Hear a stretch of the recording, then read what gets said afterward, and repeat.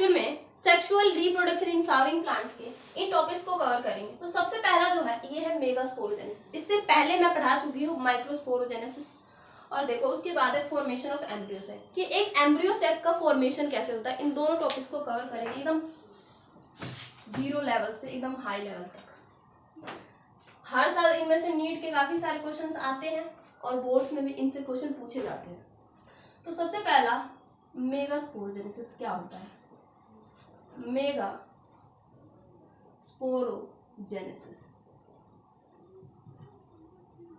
देखो हमें हमेशा याद रखो जेनेसिस का मतलब होता है किसी चीज का सिंथेसाइज होना, किसी चीज का बनना। तो मेगास्पोरोजेनेसिस बेसिकली क्या है, मेगास्पोर का बनना। किससे? मेगास्पोर मदर सेल से, उसे बोला जाता है मेगास्पोरोजेनेसिस। लिख लो, formation of megaspore from megaspore mother cell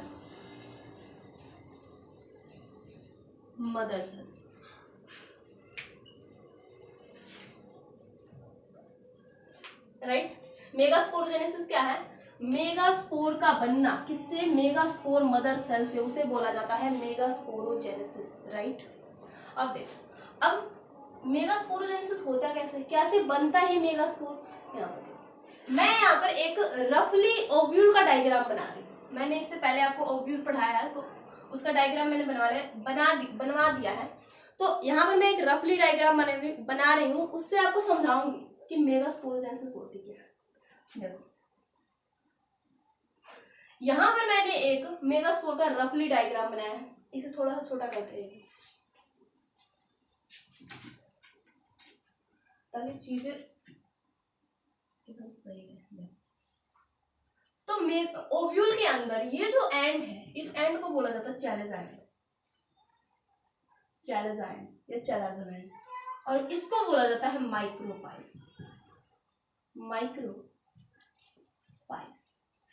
इस ओव्यूल के अंदर कुछ एक जैसे सेल्स प्रेजेंट होते हैं, एक जैसे सेल्स मौजूद होते हैं। इन सेल्स को बोला जाता है न्यू सेल्स।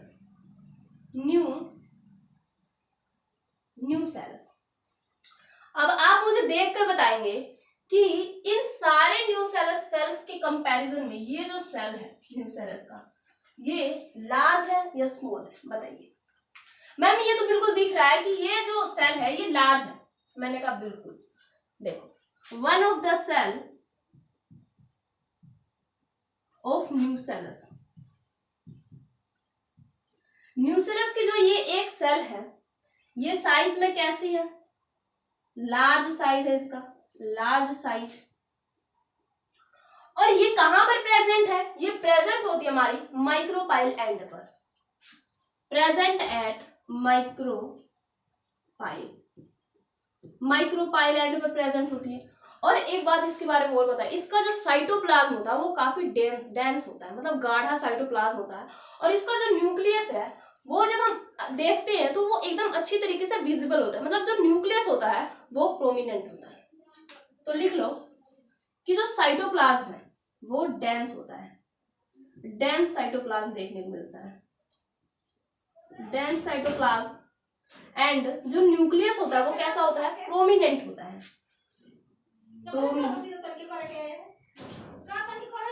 Prominent nucleus. मतलब जो न्यूक्लियस होता है अगर हम उसे माइक्रोस्कोप से ऑब्जर्व करेंगे तो न्यूक्लियस जो है एकदम अच्छी तरीके से दिखाई देता है, एकदम अच्छी तरीके से विजिबल होता है। इतनी बातें देख ली। और इस सेल को क्या बोला जाता है, इस सेल का नाम होता है MMC। ये माइक्रोस्पोर मदर सेल नहीं है, ये है आपका मेगास्पोर मदर सेल। क्या है ये, मेगास्पोर मदर सेल। लिख लो यार, megaspore mother cell, megaspore mother cell. तो हमने क्या देखा कि ये जो मेगास्पोर मदर सेल है इसका जो साइज है वो लार्ज है, इसका जो साइटोप्लाज्म है वो डेंस है, प्रोमिनेंट न्यूक्लियर है और माइक्रोपाइल एंड पर प्रेजेंट है। यही होती है हमारी MMC। मतलब कि ये है कि जो न्यूक्लियस के सेल है यही बाद में जाकर किसका रूप ले लेती है, ये ले लेती है एमएमसी का रूप, माइक्रो मेगास्पोर मदर सेल का। तो देखो ये जो मेगास्पोर मदर सेल होती है इसकी प्लोइडी कितनी होती है, इस मेगास्पोर मदर सेल की प्लोइडी होती है डिप्लॉयड, मतलब इसकी प्लोइडी 2n होती है। और अब ये मेगास्पोर मदर सेल क्या करती है, ये म्योसिस करती है, जिसे हम रिडक्शनल डिवीजन भी बोलते हैं। क्या करेगी ये, म्योसिस करेगी, म्योसिस करेगी जिसे हम क्या बोलते हैं, रिडक्शनल डिवीजन, रिडक्शनल डिवीजन। और जब ये म्योसिस करेगी तो ये 4 सेल बनाएगी, 1 2 3 4 सेल बनाएगी। तो एक बार डायग्राम में भी दिखाते हैं इसे, डायग्राम में देखो,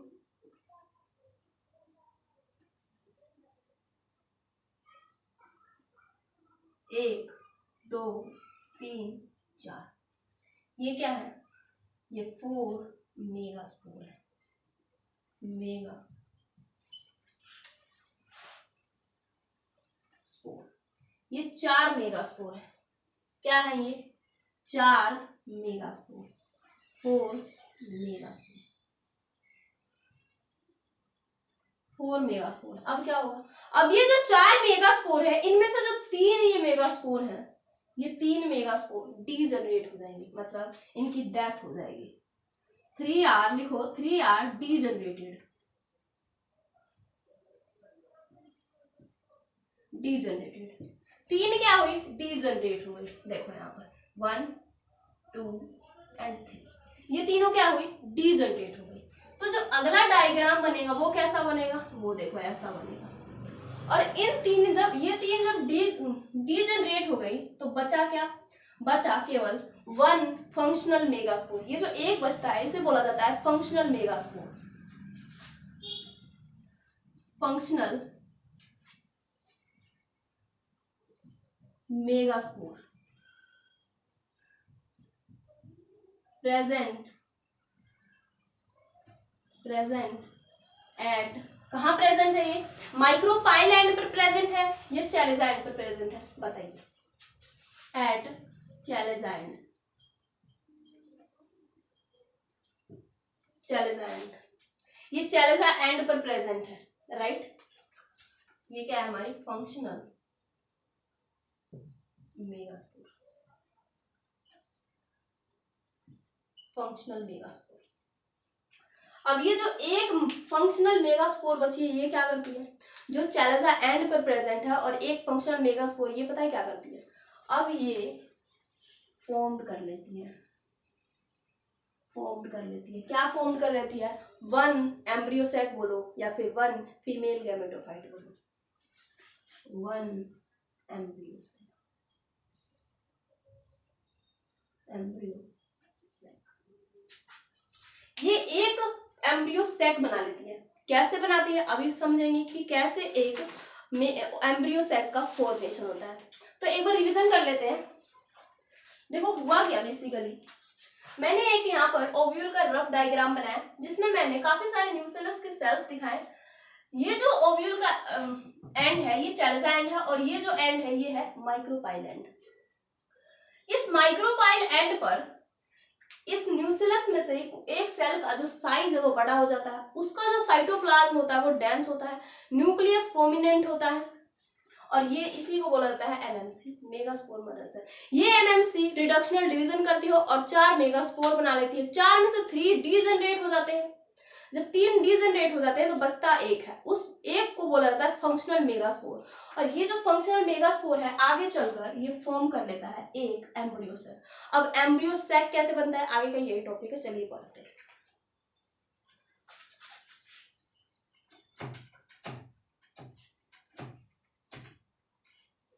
ये जो मैं पोजीशन बता रही हूँ कि ये चैलेजा एंड पर है, ये माइक्रोपाइल एंड पर, ये आपको याद करनी पड़ेगी क्योंकि इससे क्वेश्चन बनते हैं।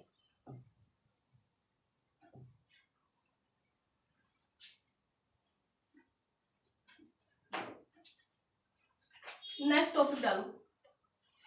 हमें काफी सारा स्पेस चाहिए, इसलिए मैं यहाँ लिख रही हूँ formation of embryo sac.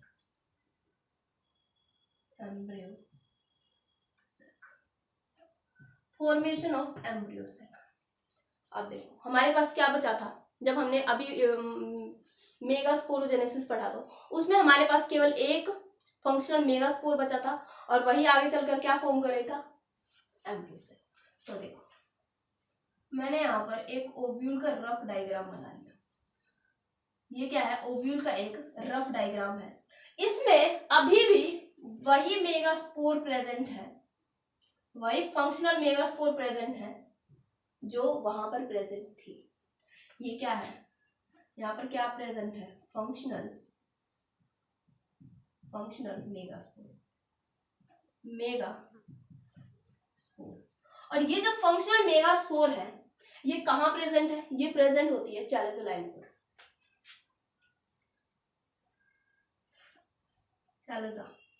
And और ये इसकी प्लोइडी कितनी होती है, ये हैप्लोइड होती है। वहां आप एक चीज और ऐड कर लेना, जब वो एक बार जब एमएमसी मियोसिस करती है, रिडक्शनल डिवीजन करती है, तो वो 4 मेगास्पोर बनाती है। और जो वो 4 मेगास्पोर बनते हैं वो कैसे बनते हैं, वो हैप्लोइड बनते हैं, क्योंकि एमएमसी जो थी वो कैसी थी, डिप्लॉइड थी, राइट। तो ये जो था ये कैसा है, ये हैप्लोइड है, चैलेंज एंड पर प्रेजेंट है और फंक्शनल मेगास्पोर इसे बोला जाता है। और ये इसके अंदर जो आपको स्ट्रक्चर दिख रहा है इसका नाम है न्यूक्लियस। हर सेल के अंदर अपना उसका एक न्यूक्लियस होता है। अब क्या होगा, देखो ध्यान से देखना, क्योंकि यहाँ पर एक एक स्टेप काफी इंपॉर्टेंट है इस टॉपिक्स को समझने के लिए। टॉपिक हार्ड नहीं है बट आपको स्टेप समझने पड़ेंगे। तो यहाँ पर क्या होगा, first mitotic division. First mitotic division मतलब माइटोटिक मतलब माइटोसिस। जब फर्स्ट माइटोटिक डिवीजन होगा यहाँ पर तो कैरियोकाइनेसिस होगी। समझाती हूँ। और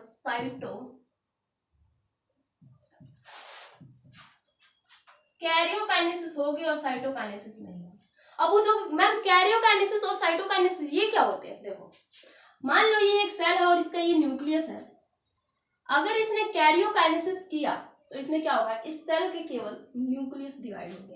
कैरियोकाइनेसिस का मतलब होता है डिवीजन ऑफ न्यूक्लियस, मतलब यहाँ पर क्या हो रहा है, न्यूक्लियस का डिवीजन हो रहा है, मतलब सेल का डिवीजन नहीं हो रहा। साइटोकाइनेसिस का मतलब होता है सेल का डिवीजन।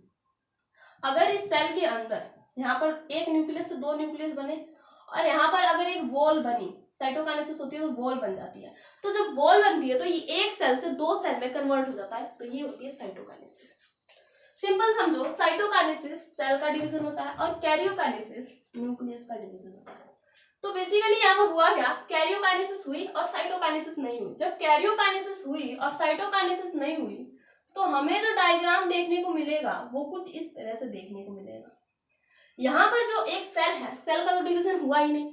जब सेल का डिवीजन नहीं हुआ तो एक ही सेल हमें देखने को मिलेंगे और उस सेल के अंदर जो ये न्यूक्लियस है इसने क्या किया, इसने अपने आप को डिवाइड किया। और जब इसने डिवाइड किया तो 1 से 2 न्यूक्लियस हमें यहाँ पर देखने को मिला। अब इसका नाम क्या होगा, क्या इसे आप अभी भी मेगास्पोर बोलोगे? नहीं मैम, हम इसे मेगास्पोर नहीं बोलेंगे, इसका नाम हो जाएगा 2 न्यूक्लिएटेड एम्ब्रियो सैक। 2 न्यूक्लियस है और ये 2 न्यूक्लियस वाला एक एम्ब्रियो सैक है। अब क्या होगा, अब ये जो दोनों न्यूक्लियस आपको दिखाई दे रहे हैं, ये जो एक न्यूक्लियस है और ये जो एक न्यूक्लियस है, ये जो दोनों न्यूक्लियस दिखाई दे रहे हैं ये ऑपोजिट पोल पर मूव कर देंगे। बोथ न्यूक्लियस, लिखो, both nucleus moves toward centre, toward opposite pole, sorry opposite pole. ये अलग अलग पोल पर ट्रांसफर हो जाएंगे, मूव कर जाएंगे। देखो कैसे सारी चीजें डायग्राम से आपको, अगर हम ऐसे ही पढ़ेंगे इसको तो कुछ समझ नहीं आएगा, बट डायग्राम से पढ़ रहे हैं तो हमें सारी चीजें क्लियर हो रही है कि कहाँ क्या चीजें हो रही हैं एक्चुअल में। देखो अभी भी मेरे पास वही सेल है और इसके अंदर जो दो न्यूक्लियस है वो क्या हुए, वो अपोजिट पोल पर पहुंचे। अब ये जो दो न्यूक्लियस है, अब इनमें क्या होता है, इनमें ये क्या करते हैं, बोथ न्यूक्लियस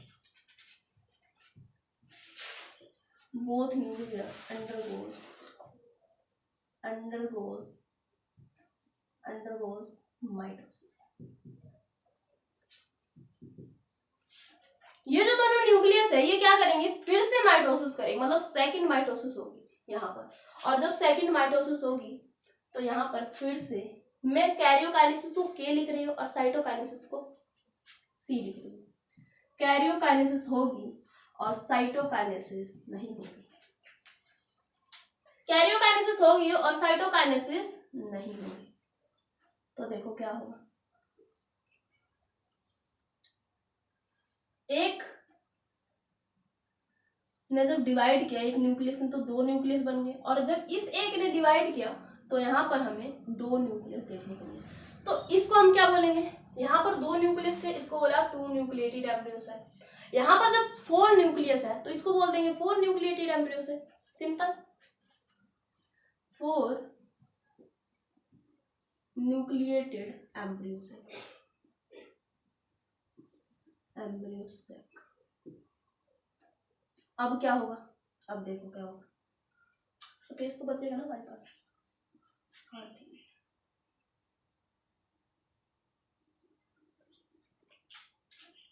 अब ये फिर से माइटोसिस करेगा, मतलब थर्ड माइटोसिस भी होगी, थर्ड माइटोसिस। मैं इसे अलग मार्कर से दिखाऊं ताकि तुम्हें अच्छे से विजिबल हो। थर्ड माइटोसिस, और जब थर्ड माइटोसिस होगी तो भी वही काम, फिर से कैरियोकाइनेसिस होगा और साइटोकाइनेसिस नहीं होगा। तो देखो स्ट्रक्चर जो है वो कुछ हमें इस तरह से देखने को मिलेगा।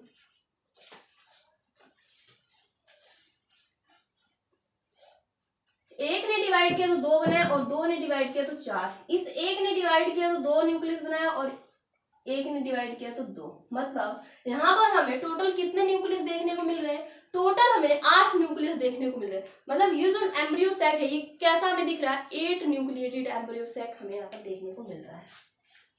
ये क्या है, 8 न्यूक्लिएटेड एम्ब्रियो सैक। अब एक बात तो तुम्हें भी क्लियर हो गई होगी कि यहाँ पर क्या हो रहा है, जो न्यूक्लियस है ये डिवीजन करने के लिए फ्री है। कैरियोकाइनेसिस होने के तुरंत बाद साइटोकाइनेसिस नहीं हो रही है, तभी तो एक ही सेल के अंदर 4, 8 इतने सारे न्यूक्लियस देखने को मिल रहे हैं। मतलब यहाँ पर क्या हो रही है, फ्री न्यूक्लियर डिवीजन हो रही है। जो न्यूक्लियस है वो बिल्कुल फ्री है डिवीजन करने के लिए। तो लिख लो इस पॉइंट को, यहाँ पर क्या हो रही है कि जो कैरियोकाइनेसिस होने के बाद, कैरियोकाइनेसिस होने के तुरंत बाद is not immediately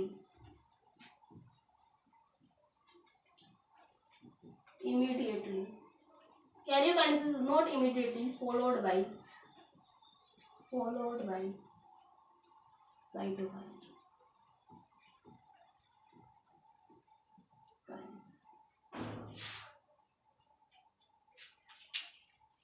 क्या हो रहा है यहाँ पर हमें फ्री न्यूक्लियर डिवीजन देखने को मिल रहा है, फ्री न्यूक्लियर डिवीजन।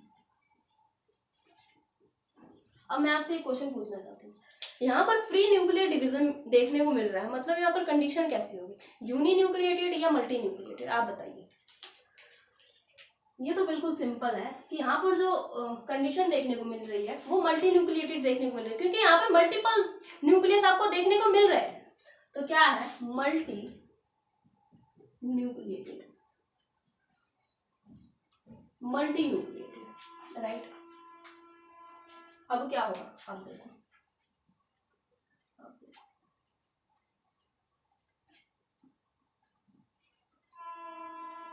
ये जो दोनों पोल पर चार चार न्यूक्लियस प्रेजेंट हैं, इनमें से एक एक न्यूक्लियस उठकर सेंटर में आ जाएंगे। तो इस बात को लिख लिया, हाँ लिख ही लेते हैं। देखो, one nucleus from each pole moves toward कहाँ, सेंटर पर आ जाएंगे। तो जो डायग्राम बनेगा वो कैसा बनेगा, वो देखो, वो कुछ इस तरह का बनेगा। यहाँ पर 4 न्यूक्लियस है, तो हमें यहाँ पर 3 ही बनाने पड़ेंगे, क्योंकि एक उठकर कहाँ आ गया, सेंटर में। यहाँ पर 4 न्यूक्लियस है, एक उठकर कहाँ चला जाएगा, एक उठकर चला जाएगा सेंटर में, राइट। अब देखो क्या होगा, अब वही होगा जिसका तुम्हें बेसब्री से इंतजार था। अब होगा साइटोकाइनेसिस। इस सेल के अंदर अब साइटोकाइनेसिस होगा।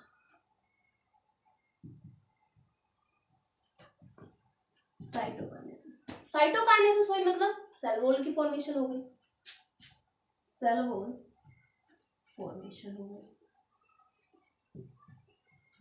तो जो अब स्ट्रक्चर हमें देखने को मिलेगा वो स्ट्रक्चर आप देखो। इसे थोड़ा एडजस्ट करते हैं थोड़ा सा।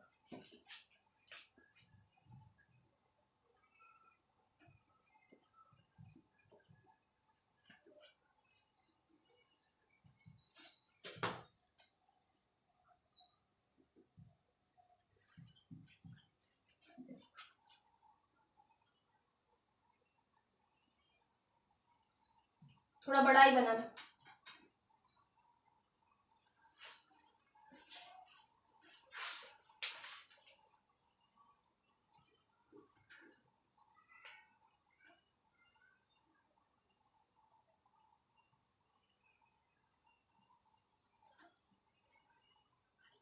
ये देखो, अब यहाँ पर हमारे कितने सेल्स प्रेजेंट हैं, 1 2 3। और यहाँ पर कितने सेल्स प्रेजेंट है, 1 2 3। और सेंटर में कितने प्रेजेंट है, 2, राइट। अब देखो क्या होगा, साइटोकाइनेसिस हुई मतलब सेल वॉल की फॉर्मेशन हो गई। अब यहाँ पर क्या बन जाएंगे, अब यहाँ पर सेल वॉल बन जाएगी। क्या बन जाएगी, सेल वॉल बन जाएगी। तो अब ये जो न्यूक्लियस है, अब ये इस सेल के अंदर नहीं है, अब ये एक एक सेल के अंदर एक एक न्यूक्लियस प्रेजेंट है। मतलब ये एक सेल, एक ये सेल और एक ये सेल। यहाँ पर कितने सेल बन गए, 3 सेल बन गए। और न्यूक्लियस भी कितने हैं, न्यूक्लियस भी 3 ही है। तो ये कैसी कंडीशन हमें देखने को मिल रही है, लिख लो इसके बारे में। ये जो है, इन तीनों सेल को मिलाकर हम बोलते हैं एंटीपोडल सेल। एंटीपोडल सेल क्या है, ये एंटीपोडल सेल। एंटीपोडल सेल जो होती है ये कहाँ प्रेजेंट होती है, ये चेलेजा एंड पर प्रेजेंट होती है। कहाँ होती है, चेलेजा एंड पर प्रेजेंट होती है और हैप्लॉइड होती है। अगर इसके बारे में और पॉइंट लिखना चाहो तो लिख लो। ये कैसी है, यहाँ पर कितने सेल्स आपको देखने को मिल रहे हैं, 1 2 3। तो ये 3 सेल हो गई और 1 2 3 न्यूक्लिएटेड हो गई, 3। तो एंटीपोडल सेल के बारे में अगर कोई आपसे पूछे तो आप क्या बोलोगे कि जो एंटीपोडल सेल होती है वो चेलेजा एंड पर प्रेजेंट होती है ओव्यूल के, उसमें वो हैप्लॉइड होती है और 3 सेल और 3 न्यूक्लियस उसके अंदर प्रेजेंट होते हैं, राइट।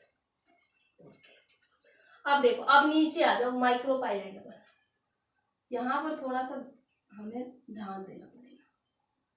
देखो, आपको जो ये नीचे के 2 सेल्स दिखाई दिए, इसको बोला जाता है सिनर्जिड।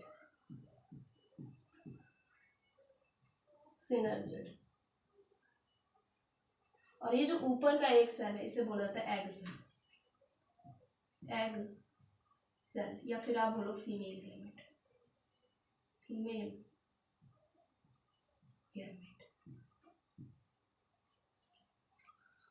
तो अगर आपसे कोई पूछ ले कि यहाँ पर सिनर्जिड की जो अमाउंट है वो कितनी है, आप बोलोगे 2। एग सेल कितनी है? 1। टोटल कितने हुए? 3। और ये जो 3 है इन दोनों को मिलाकर, एग सेल को और सिनर्जिड को मिलाकर हम इन दोनों को क्या बोलते हैं? Egg apparatus. क्या बोलते हैं?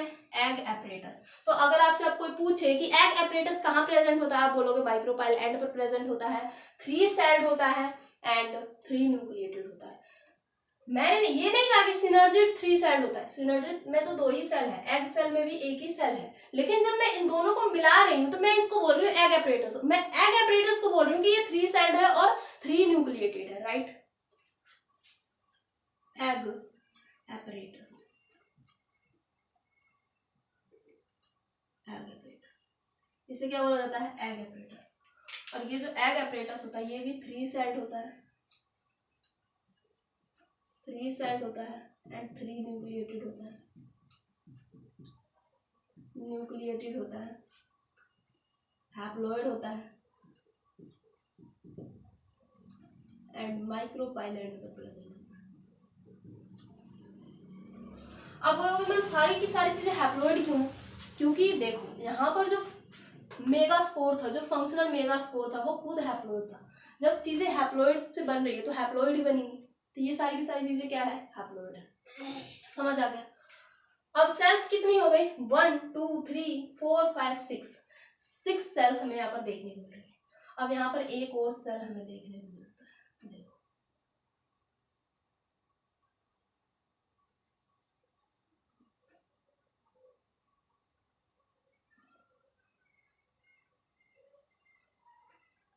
ये जो पूरा अंदर का ग्रीन ग्रीन आपको दिखाई दे रहा है, ये भी अपने आप में एक सेल है और ये सबसे बड़ा सेल होता है, इसे बोला जाता है central cell. Central cell, central cell के बारे में कुछ स्पेशल बातें लिख लो आप कि ये कैसी होती है। ये आपकी होती है सिंगल, यहाँ पर 3 थे 1 2 3, बट ये कैसा है? ये सिंगल है और बाई न्यूक्लिएटेड है, क्योंकि यहाँ पर हमें 1 2 न्यूक्लियस देखने को मिलते हैं, बाई न्यूक्लिएटेड,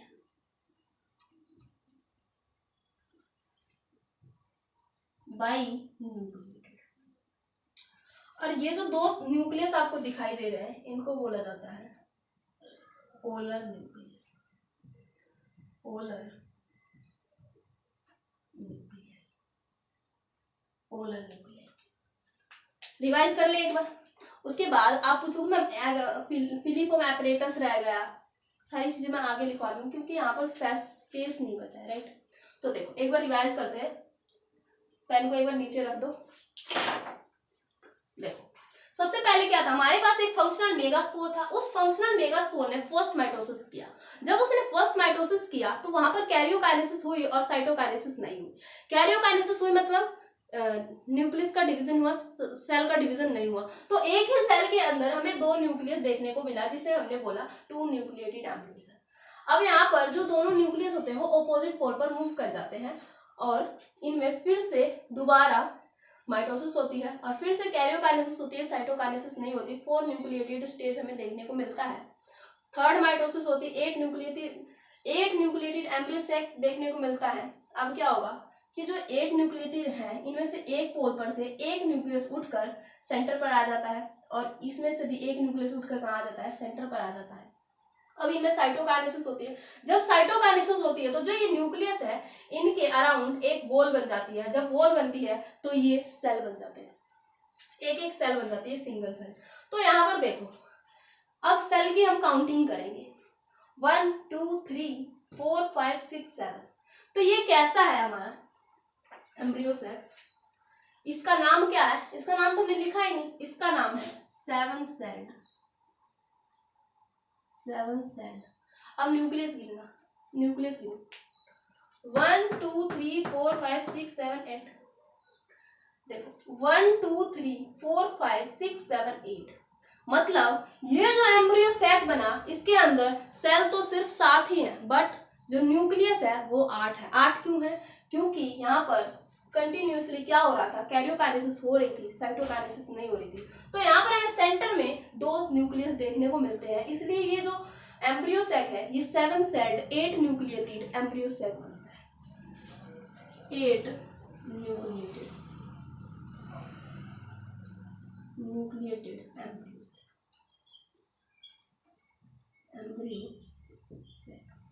इसका नाम क्या है? 7 sailed 8 nucleated embryo sac, right.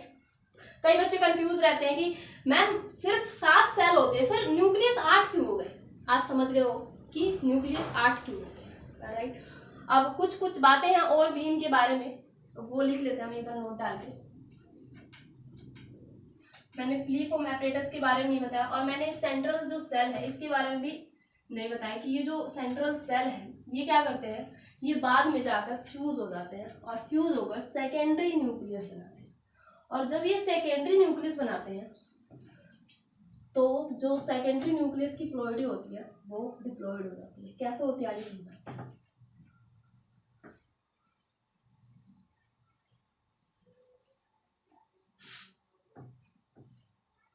हर साल क्वेश्चन आते हैं इन टॉपिक से। तो देखो सबसे पहले लिखो, जो 7 सेल्ड 8 न्यूक्लिएटेड एम्ब्रियो सेक होता है, ये मोस्ट कॉमन एम्ब्रियो सेक है। लगभग 80% प्लांट में ये एम्ब्रियो सेक देखने को मिलता है। 7 सेल्ड 8 न्यूक्लिएटेड 80% प्लांट में। और सबसे पहले इस 7 सेल्ड 8 न्यूक्लिएटेड एम्ब्रियो सेक की डिस्कवरी कब हुई थी, किस प्लांट में हुई थी? तो वो प्लांट का नाम था पॉलीगोनियम प्लांट, और इसीलिए हम इसे बोलते हैं पॉलीगोनियम टाइप ऑफ एम्ब्रियो सेक।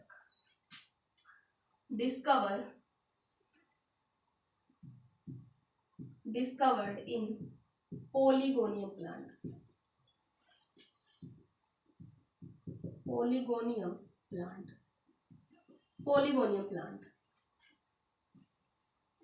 और इसे एक और चीज बोला जाता है, इसके बारे में एक और बात आप लिख सकते हो कि मोनोस्पोरिक होता है। वो डायग्राम होता तो मैं अच्छी तरीके से समझा देती, बट मोनोस्पोरिक क्यों बोला? मोनोस्पोरिक एम्ब्रियो सेक इसे क्यों बोलते हैं?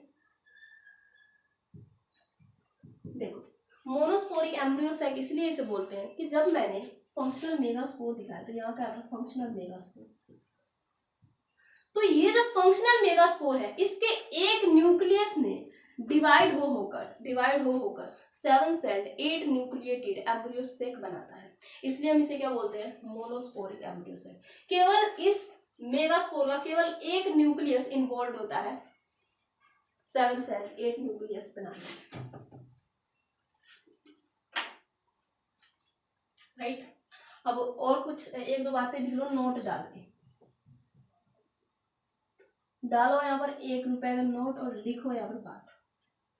सबसे पहला हम सेंट्रल सेल के बारे में कुछ लिख लेते हैं। सेंट्रल सेल समझ लो, ये जो मैंने बनाया है यहाँ पर ये क्या है? Central cell. ये जो सेंट्रल सेल है ये कैसा होता है? बाइन्यूक्लिएटेड होता है। इसके अंदर हमें 2 न्यूक्लियस देखने को मिलेंगे। अब क्या होगा? ये जो दोनों न्यूक्लियस है, दोनों न्यूक्लियस, बोथ पोलर न्यूक्लियस लिख दो, पोलर न्यूक्लियस होते हैं। Moves both polar nucleus fused to form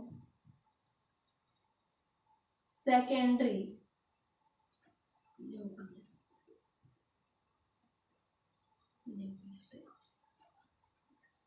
यहाँ पर 2 न्यूक्लियस थे, ये दोनों न्यूक्लियस आपस में क्या करते हैं? फ्यूज हो जाते हैं। और जब ये फ्यूज होते हैं तो ये सेकेंडरी न्यूक्लियस बना लेते हैं। ये क्या बना लेते हैं? ये यहाँ पर सेकेंडरी न्यूक्लियस बना लेते हैं। देखो यहाँ पर जैसे ये फ्यूज हुए तो फ्यूज होकर इन्होंने क्या बना लिया? यहाँ पर इन्होंने सेकेंडरी न्यूक्लियस बना लिया। अब आप बताइए कि इसकी प्लॉइडी क्या होगी? इसकी जो प्लॉइडी होती है वो होती है 2n। 2n क्यों? क्योंकि एक न्यूक्लियस यहाँ पर था इसका n था, और एक न्यूक्लियस यहाँ पर था इसका n था। n plus n, haploid plus haploid क्या होता है? डिप्लॉइड। हैप्लॉइड प्लस हैप्लॉइड क्या होता है? डिप्लॉइड।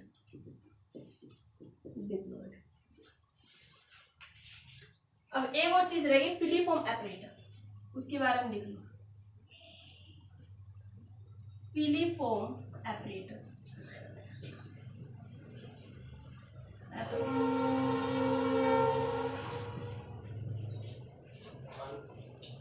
piliform apparatus क्या था? हमारे पास जो सेल थे, यहाँ पर हमारे पास दो सिनर्जिड के सेल थे। ये क्या थी हमारी दोनों? सिनर्जिड। और ये क्या है? सिनर्जिड की ball.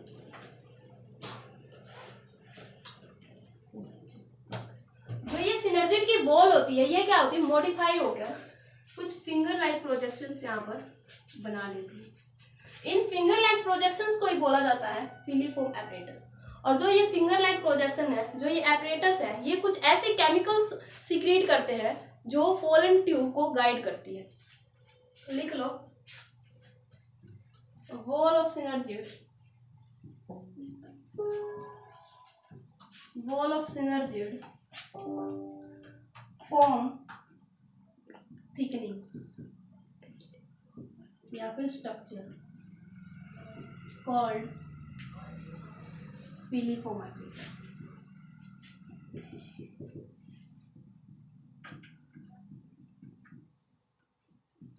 piliform apparatus, and this apparatus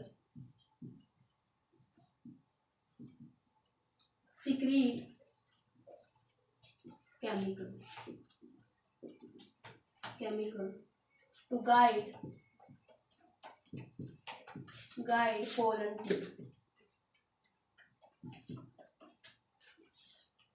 pollen tube into embryo cell।